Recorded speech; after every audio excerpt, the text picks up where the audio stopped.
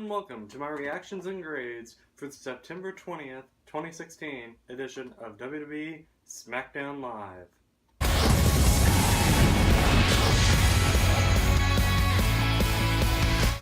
Our first segment of the night was the contract signing for the WWE Women's Championship, the Smackdown title, between Alexa Bliss and Becky Lynch. I really like this to open up the show. The women get the show open again. They've been doing this for a while on SmackDown, off and on, so I really do like that. Alexa Bliss was really good heel promo there, throwing the contract in Becky Lynch's face and everything. Everybody loves Becky Lynch, so I like this feud, and I think that Alexa Bliss is actually really underrated. And I think that she's going to flourish now that she's up on the main roster and getting title shots and everything. So I really love this segment, so I'm going to give it a B.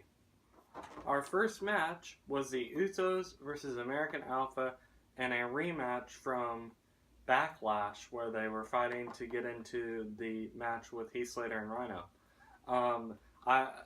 The match itself was slow. But I think that what really helped the match along was the story, and the story is great. The Usos finally have a new attire, new Titan, the Trons and everything are new. So like I've said, I really like the Usos as a heel characters. This match, the Usos went over, so now it can continue, and I think the American Alpha will come out on top eventually, but I really like where the story is going and everything. But since the match was a little bit slow and a little bit boring, I'm going to have to give this a B-. Our next match was Apollo Crews versus Baron Corbin, with Jack Swagger at the announce table. And Baron Corbin went over again. So like I said last week, once again, Apollo Crews is basically just getting pushed off to the side in this entire feud. And it's basically just Jack Swagger and Baron Corbin. And I don't like that because I like Apollo Crews and he really looks weak right now after getting beat up and then losing this match. And Jack Swagger's fine and Baron Corbin's fine, but the feud just hasn't really picked up any steam or whatever. So I think in the coming weeks they'll have to actually build and actually do maybe promo together. I don't know, where they don't just stare at each other. But it's interesting where they're going to take it, but unfortunately this is going to get a C- because the match, once again, it was just okay. It was basically a squash match, and I just don't really know where this story's going. Next, we had an Intercontinental title match between Dolph Ziggler and The Miz, and another rematch from Backlash. And Maurice was there at the beginning, but ended up getting thrown out because she was caught trying to do the spray thing that she did at Backlash. She was actually caught by the referee and was thrown out. The match was great, like these guys always are. They're kind of like Sheamus and Cesaro. They're really good in the ring together, and that's why they keep putting them in matches together. As expected, the match was great. Near falls, everything that you expect from the match. And actually, it was a little bit new. It was kind of the same thing as Backlash, but Miz was actually the one who came out on top because of the spray thing that Maurice left. He actually used it and then gave Dolph Ziggler a skull-crushing finale. So I'm going to give this match an A- because these guys are just amazing in the ring, and the story, once again, is great, with The Miz being cowardly, and it ties into the Daniel Bryan storyline. Who knows where that's going to go, because Daniel Bryan can't wrestle, but I really did like this segment. I thought that it was great, so I'll give it that A-. Next we had Eric Rowan versus Randy Orton in basically another squash match. Randy Orton dominated. RKO, 1, 2, 3. Randy Orton wins.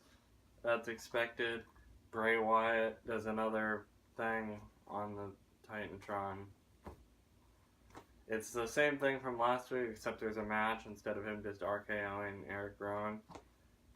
Once again, this story, both of them are really good, Bray Wyatt and Randy Orton. But this, I have to give it, and I'm being I'm just going to give it a D-, and that's being optimistic. But yeah, I'm not enjoying this story at all. I think it's really bland, and I just don't really like it very much. So, unfortunately, it's going to get that low grade.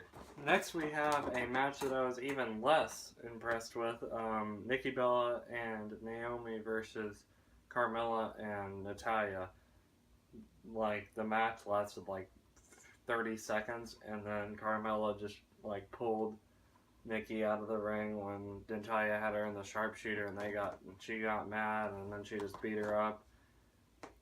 It had the looks of that this was supposed to have more time, and they didn't have the time for it, so they cut it down really short.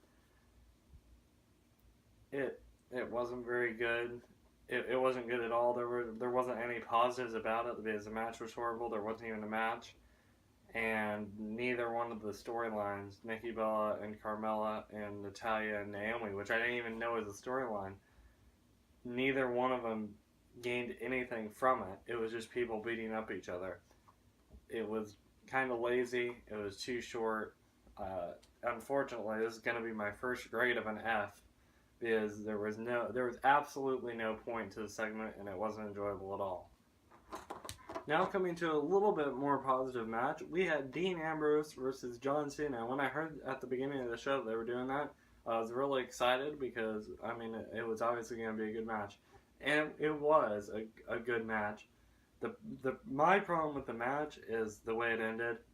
It was out of nowhere. It was like he just rolled them up. That's like something that happens on like the first match of the show or the mid-card. So the last two matches of the show was the no contest with the women, and then this, which is weird.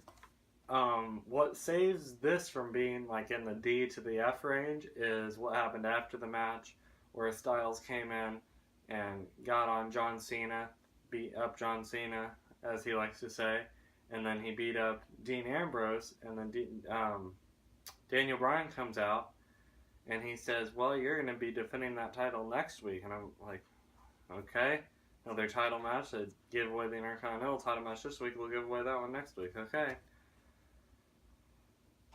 But that's what saved everything. I loved what Styles did after the match. Still, it's not going to get the best grade. It's going to get a C+. So it was just lackluster because the match was... I didn't like how the match ended. And it was just an okay match. So nevertheless, I hope you guys enjoyed my SmackDown Live reactions. And make sure you come back later this week for my predictions for Clash of Champions. And then next week we'll have the Clash of Champions reactions, Raw reactions, SmackDown reactions, as usual. See you guys later. Bye.